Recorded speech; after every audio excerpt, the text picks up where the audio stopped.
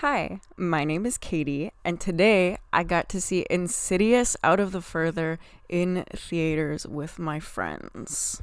Now, Insidious is quite a well-known franchise, I'd say, at least in horror. It is not one of my favorites. I'm actually not the biggest fan of the Insidious franchise in general. I think the movies are not to the standard that I'd expect for horror or that I look for in horror movies. And Insidious Out of the Further is no exception to this rule. The second last video I made was on another horror movie. It was on Evil Dead Burn, and I really enjoyed Evil Dead Burn. If you did not see that video, go watch that video. If you did not see Evil Dead Burn, go see Evil Dead Burn. I wish I could say the same thing about Insidious Out of the Further. That's such a long title, by the way. I'm just going to be calling it Insidious from here on out, even though that's the name of the first movie.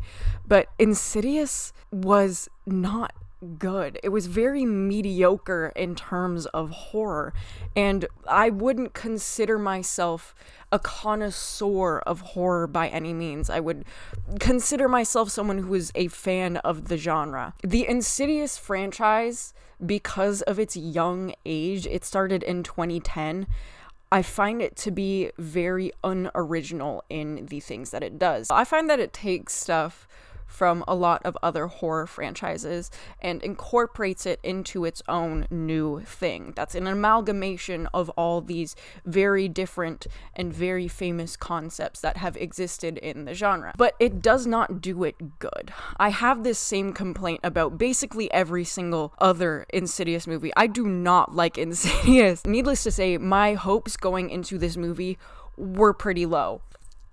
And I was right to feel that way because this movie was not good. The rest of this video will be a summary and also a discussion about sequels as a whole. So to avoid spoilers, if you do intend on seeing this movie, I'm going to give my rating here in the beginning. There were moments that I enjoyed about this movie. If you want to see a horror movie that fails at horror, so much so that it just becomes funny, this is the movie for you. If you are interested in a horror movie that is actually, horror, this is not for you. The aspects that I found that I enjoyed most were probably the cinematography and the use of color. I'm definitely going to go into that a little bit more in my actual review, but otherwise it felt very lazy. There is a certain artistry that comes with making horror. There's a certain level of artistry that you have to be successful in making a good horror movie. And this does not live up to that standard. This feels very artistically flat. The acting is also not the greatest. You can tell that this is a movie. Everything feels scripted. When I'm watching a movie, I want to feel immersed. I want to feel like I'm watching real people interact with each other. And everything here just felt like acting. It felt like exactly what it was. It just felt like acting. If I were going to score this, I would give it a very solid 4. Normally, when I rate movies, I give them decimal points. However, this is just the most 4 movie of all time. This is the most 4 out of 10 movie I've ever fucking seen. Okay, now that I've given my rating, I am going to go into my summary of the movie. Again, as usual, I have my notes. I watched this movie literally 4 hours ago. I got to the cinema literally 4 hours ago. It's Wednesday. When this comes out, it's probably going to be Thursday, but I saw it on a Wednesday. There were maybe 3 or 4 other people in the theater besides me and 3 of my friends. We got dinner after. We had Korean fried chicken. It was really great. The movie itself, not that great. And this movie starts with a flashback to the year 1999, and we are introduced to these 2 characters, Ingrid and Gemma, a mother and a daughter. Gemma, the daughter, was standing outside of this house, and we come in, and it is essentially empty. There's no signs of life going on in this house. When she looks inside, she sees her mother passed out, face down on a table. And there's also a Tide product placement. There's a lot of product placements in this. It is very obvious where the product placements are. Gemma is a very independent child. She feeds herself. She hangs up the phone for her mom, which has been going to the tone and basically telling her how long she's been on the phone for. Her mom finally wakes up, and she's low-key creepy as fuck. Gemma is very obviously scared of her mother. It is very obvious that there is a lot of animosity between Gemma and her mother, Ingrid. There is a very good use of lighting here. It is definitely very on the nose what the lighting is trying to convey, even though I do like the use of it here. It is kind of a bit lazy. I also like the use of color. I find that a lot of movies have grown dull and they don't use a lot of color. They feel very gray. This is a criticism I had when I was watching The Odyssey, but this one uses a lot of color, which I am very happy about. I love color. There's actually pretty good cinematography in this as a whole, and I do enjoy a lot of the camera work and a lot of the angles. The violence and the use of blood, very fake looking. There's a scene during the flashback where Ingrid stares at Gemma through a door. She's standing in a shower, and she starts banging her head against the wall. And it is by far the most fake-looking shit that I have ever seen. There is a way to do horror like this, right? There is a way to do self-injury correctly, and that's not the way to do it. Flashback ends. We get the Insidious Out of the Further title card, and we flash forward 20 years to the year 2019. Gemma is now a dental hygienist, and she is leaving work to go pick up her own daughter from school. There is dialogue and interactions between Gemma and her daughter Maya as they make their way home. But again, as I mentioned, it feels very unnatural, very scripted, very acted. Gemma is now living in the same house that she grew up in with her mother. That is where the flashback took place. Their garage, as we come to see, is full of boxes of Gemma's mother's belongings. It's kind of clear that Gemma has not moved on from her mother's apparent suicide, and she is keeping a lot of items that belong to her, along with the house, in the garage for some reason. That's the first mistake. That's the biggest mistake of this whole movie. Why are you holding on to the house? Why are you holding on to the house? I'm getting too upset already. There are evil old people stalking them in the streets, stalking Maya and Gemma specifically. That night, Gemma goes to bed, and as she is trying to fall asleep, something appears out of thin air, and it is a flashlight. It's a pink flashlight with a bunch of stickers on it. And in the flashback, we saw this same pink flashlight with the stickers on it. And that flashlight belonged to a young Gemma. It was a flashlight that she was holding when her mother started entering this almost trance-like state. But when she looked back down as a child into her arms where she was holding the flashlight, it was gone. But here it is now, 20 years later. Just coming out of nowhere, under her bed now. She gets out of bed, she goes and she tries to grab the flashlight. In horror movie fashion, as she's attempting to grab the flashlight, she sees a pair of feet under the bed.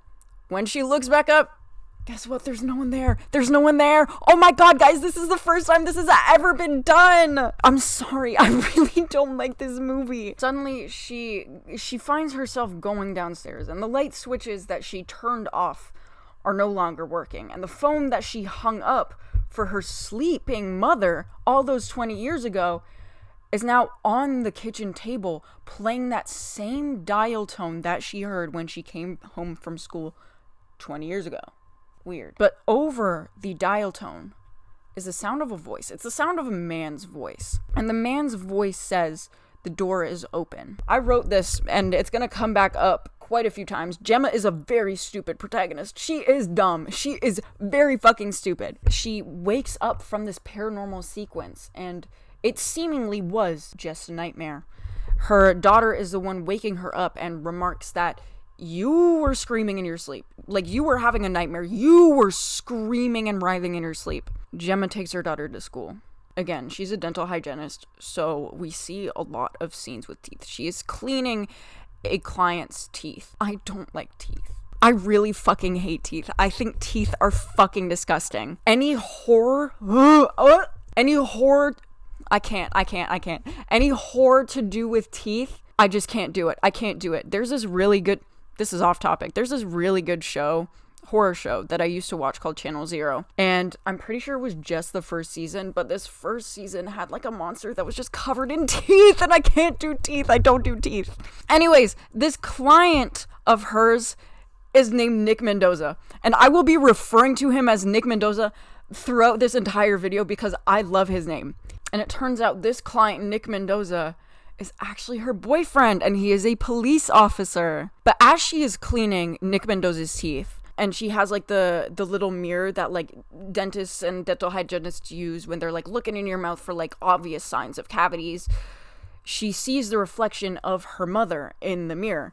That is one of the very few things I like about this movie. I like the use of her occupation. I love the integration of her occupation into the horror of this film. I think that's pretty fucking cool. She gets done finishing Nick Mendoza's teeth cleaning, and he begins mentioning to her, you need to sell your house. You need to sell your house. You just told me that you are having like nightmares. You're not sleeping good. You need to sell the house.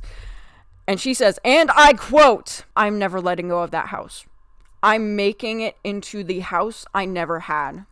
Be fucking serious. Be so fucking serious right now. You might have inherited that house from your mother, but your mother killed herself in that house. You have very obvious trauma to do with the death of your mother in that house. If that was me, first thing I'm doing is selling it. First thing I'm doing is selling it. I would not want anything to do with that house. I would not want anything to do with my mother's belongings. I am selling all of it. Gemma constantly has her AirPods in. I need to point this out because that's another product placement, and it's just so obvious. And in these AirPods, it's just miscellaneous like music. It's not even like actual songs or anything. There's no lyrics. It is literally just random fucking royalty-free music. That is genuinely what it sounds like. Gemma puts her daughter Maya to bed again. And her daughter Maya has this very elaborate pillow fort in their living room. And this pillow fort, I'm not gonna lie, looks very comfortable, and I wish I had a pillow fort like that.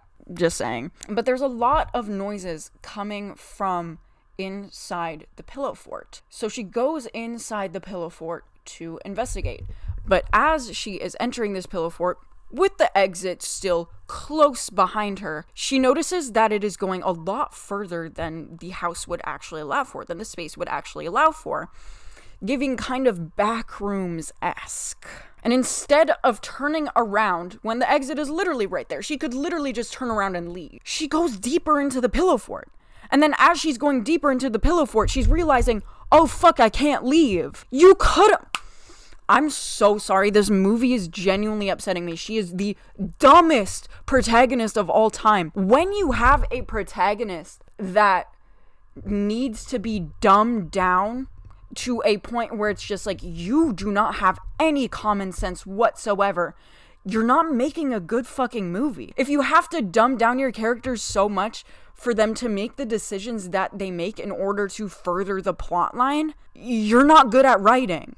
Sorry, hot take maybe, I don't know. Now, the evil old people that have been following Maya and Gemma around, they are in this pillow fort. They're all in this pillow fort, and they start appearing behind corners as she's like searching through the pillow fort. There's one of these evil old people who comes and tries to get her. He gets pretty damn close to doing so too.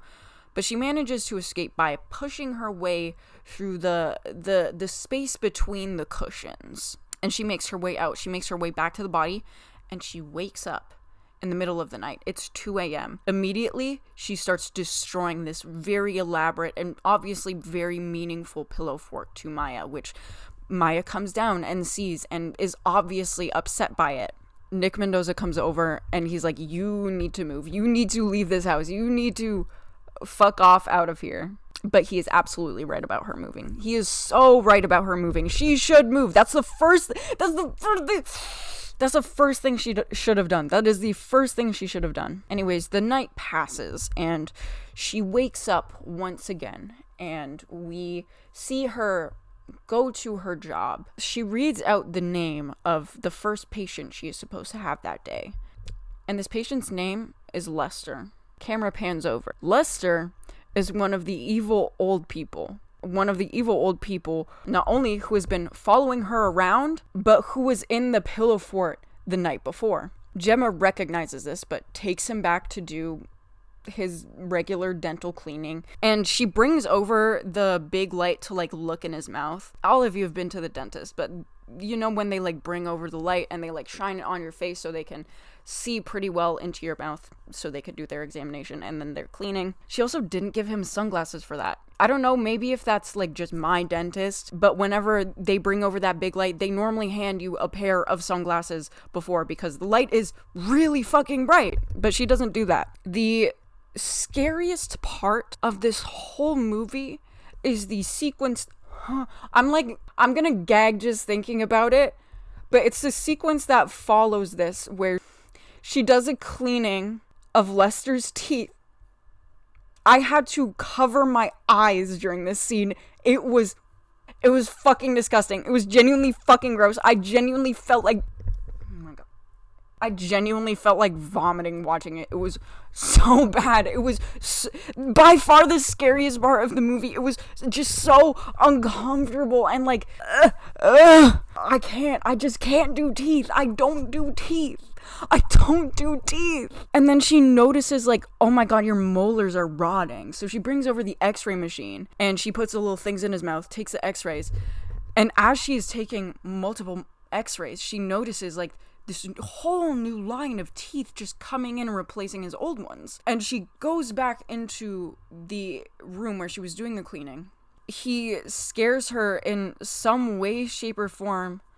I don't know how, because I had to look away. This entire scene was very hard for me to watch. It was very uncomfortable for me to watch. But he scares her in some way, shape, or form, and she ends up banging her head against the light and falling back onto the ground. As she falls back onto the ground, she notices that everything has sort of become what it's like when she is in those nightmares that we have seen her having.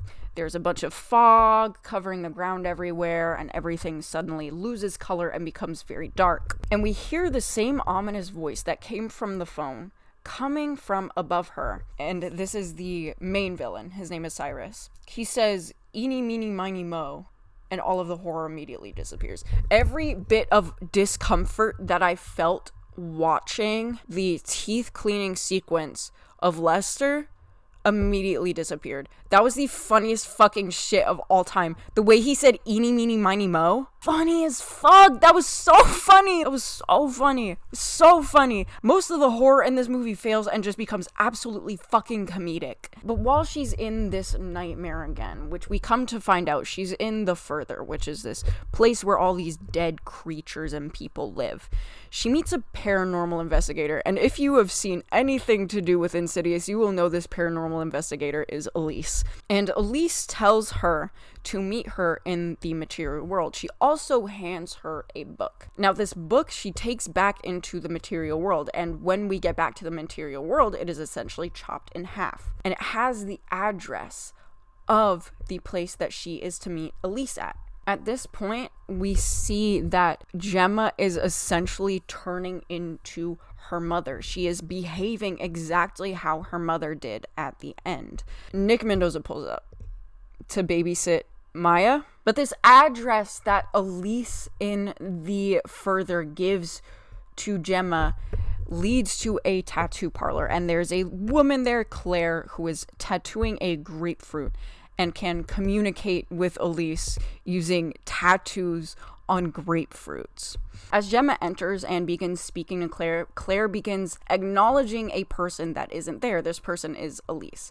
Claire explains that Elise is dead and she is in the Further, but she explains that she herself is able to allow spirits to enter her body and to communicate, and she does this with Elise. Now, Claire puts herself in a straitjacket and puts on these headphones to listen to music and gives Gemma very, very, very clear instructions that once this timer rings, please take off my headphones so I don't get like a spirit trapped in my body.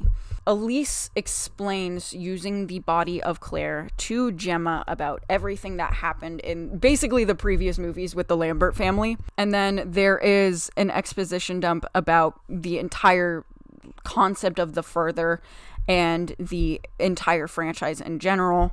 And she explains about Cyrus, who is the man coming for Gemma. Elise also explains that Gemma is not what she would refer to as a traveler, but as a courier. She is being used by Cyrus to hitchhike his way into the material world. The timer then rings, and Gemma removes the headphones, and Claire snaps out of it. It is probably the most corny shit I've ever seen. It is so fucking bad. Like, the acting is so on the nose. It is hard to watch at times just because of the awfulness of the acting. Gemma returns home, and Nick Mendoza stays the night. During the night, however, Gemma has another one of her nightmares, another one of her episodes where she is able to travel and make her way into the Further. And along with her, she brings back a man, one of the dead people. I want to call them Deadites just because I'm so used to Evil Dead, but that's not what they are. It is literally just a dead person. But she manages to bring him back with her. He manages to hitchhike along with her. That is what Cyrus is trying to do. But instead of him staying alive, the dead guy immediately dies as soon as he makes his way into the material world. This is not before Nick Mendoza can see and now confirm that Gemma is not going crazy. Gemma is being honest about the things that she's experiencing, and they immediately put this guy in the freezer because he has just died on her carpet. This whole time, Gemma leaves her daughter Maya alone. I don't know about any of you, but if this was happening to me, I would not leave my children alone. I would not leave my child alone. Cyrus is a cult leader. Everything about this is a cult. Everything here is cult related. And then there's this scene of Paige explaining Cyrus's plan to Gemma and Nick Mendoza, and it's genuinely the most Stranger Things shit that I have ever seen. Everything in this feels like Stranger Things. It just feels like Stranger Things if there was more blood and suicide and death. That's literally what this feels like. There's an exposition dump as Gemma goes to drop off her daughter Maya at one of the neighbors' house. This neighbor has a dog called Radar, and Maya loves the dog Radar, and so do I. And Gemma begins to explain everything about her mother to Maya, when previously she hadn't. She denied Maya's requests to know more. It is very obvious that, like Gemma had to her mother, Maya has grown to resent Gemma. She has come to almost hate her mother. Elise genuinely has insane amounts of aura. I don't know if any of you have seen any of the other Insidious movies, but most of these movies literally just exist so that Elise can aura farm, and that is no different with this movie. Behind this red door thing, I don't really want to get into it because honestly, you would have to know the lore of the rest of the franchise to be able to understand it, and I don't really want to explain that right now. But there's this red door, and they have to go through it, and they have to conquer what's behind this door in order to succeed in part of their plan in getting Cyrus to stop. But behind this door is Gemma's last day with her mother alive. But it's not her memories. It's her mother's memories. It is the memories of Ingrid. And we see that Ingrid killed herself in order to try and stop Cyrus from coming back. In doing so, Ingrid locked him away in her own memory. There's forgiveness between Gemma and Ingrid. That was obviously going to come. But it also took them the majority of the film's runtime to realize that the courier ability is inherited. I thought that seemed pretty obvious from the beginning. Again, maybe that is just me. But after this, we realize that Cyrus is not only trying to break down Gemma, he's also breaking down Maya at the exact same time. Maya is the one that they use to bring Cyrus back. Cyrus uses Maya to bring himself back to the real world because she is young. She doesn't understand what's happening to her. The neighbor with the dog, Radar, is killed immediately by Cyrus. And Radar gets really sad. Oh my god, that made me really upset. I don't like seeing animals sad. But Nick Mendoza comes in and tries to shoot Cyrus. And in that moment, I knew that it was over for him and he was definitely going to be incapacitated for likely the rest of the movie. And I was correct. I was very much correct. He is kind of flung out the door by Cyrus, and as soon as he hits his police cruiser, he passes the fuck out. Maya takes Radar and begins hiding in a closet from Cyrus. And she tries to keep herself quiet, and she also tries to keep the dog quiet, but the dog won't shut up. The dog's growling is what gives away her position. And when she looks down to see the dog in her arms, to tell the dog to be quiet, she looks down and it's Cyrus in her arms. She is holding his head and his body is just like laying out, and outside is the dog. Funniest thing, again, Cyrus as a character is like not serious, because as soon as Maya looks down to see his head in her arms, he starts barking. Like, what? What are we doing? This is supposed to be a serious horror movie. This is supposed to be actual horror. And we have the main villain barking. Whatever, bro. Whatever. It is so funny, but at least Radar is safe. Radar lives. The dog is safe. Anyways, Cyrus is back, and then he uses Maya to bring everyone else back along with him. And then he says something along the lines of, "Now the dead shall rise."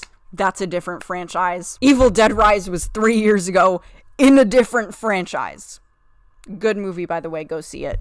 Nick Mendoza's alive, everyone. Nick Mendoza lives. He doesn't die. Ultimately, Elise takes over the body of one of the dead people and saves Maya, which was, again, just aura farming from Elise, just constant aura farming from Elise. And as soon as Elise manages to get Maya outside of the house safely, Elise is now inside the house, locked inside with all of these dead creatures along with Cyrus. And there's this big deal made of the fact that because Gemma is a courier, she can bring things with her to the further.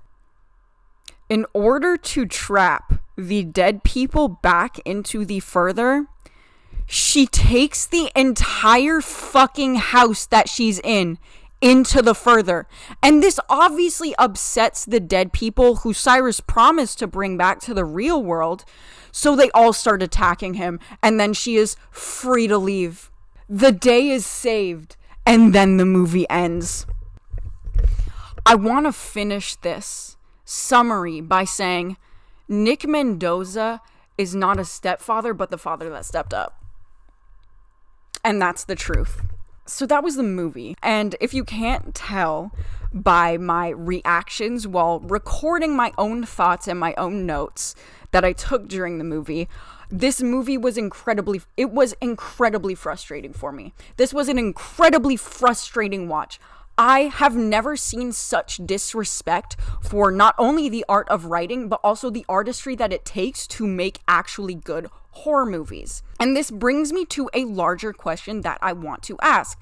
Insidious Out of the Further is a sequel. And I want to ask, at what point do we stop making sequels? At what point is a franchise or movie good enough as it is that we need to stop touching it in order to keep it good? Now, Insidious is kind of a bad example of this because I personally don't think Insidious has ever really been good. But if we look at franchises like Evil Dead, at what point do you stop making sequels and just leave it as is? At what point do sequels ruin what the original was? At what point do sequels just become unnecessary? And when we're looking at solo films, not every solo film needs a sequel. Horror movies like Obsession, which performed so well at the box office this year and is a perfect example of why we need more standalone pieces of media and why we need more original writing. It doesn't need a sequel. And if a sequel were to be made of Obsession, it would just ruin it. The D23 Expo happened recently, and when you look at the films and the projects that were being announced, the majority were either remakes, whether that be live action or more modern remakes, and sequels. The amount of original stories that we are seeing being told is crazy low. But another thing that is low is the actual want for remakes and sequels. This year, I think, for movies, proved that people will go and support original projects. They will go support standalone movies. Backrooms and Obsession were two very well written pieces of media that came out this year, and they performed so good. The only reason I can see sequels like this existing is because of money. There's always going to be an audience for sequels and remakes, even if nobody is directly asking for it. They are always going to make money. But I think that is to the detriment of creativity and originality and artistry especially. I think we need original ideas in order to keep up creativity. And I think that's another problem with Insidious. The original itself wasn't that good, but it was an amalgamation of so many different franchises that sort of came together and was able to be creative in its own way, even if it wasn't really good. But when you start to make more and more sequels just doing the same thing over and over again, it loses the artistry. I think that's a conversation worth having. I haven't made a video in a while, and I wanted to make one again just because I love talking about film and movies. Even if no one really wants to listen to me talk, I have been getting into film and TV a lot more critically this year, and I love talking about it. I love having these discussions. I love being able to interact with people who have the same interests as me, and most of all, I love being able to discuss these broader ideas. I think conversations like the one that I mentioned here about remakes and sequels, and the one that I mentioned in my video about the Odyssey surrounding art and objectivity, I think those are conversations worth having. If you have any sort of thoughts or opinions on anything that I talked about, I would absolutely love to hear it, even if it's you disagreeing with me. I think that respectful disagreement is a good thing, and it leads to conversations that are really meaningful. I want to be able to understand everyone's perspective on, these broader discussions, and also just the media that I watch. I find myself really enjoying talking to people about it. But yeah, that was Insidious Out of the Further. Thank you for watching. If you made it this far, follow me on Twitter at foam__soap. Yeah, bye.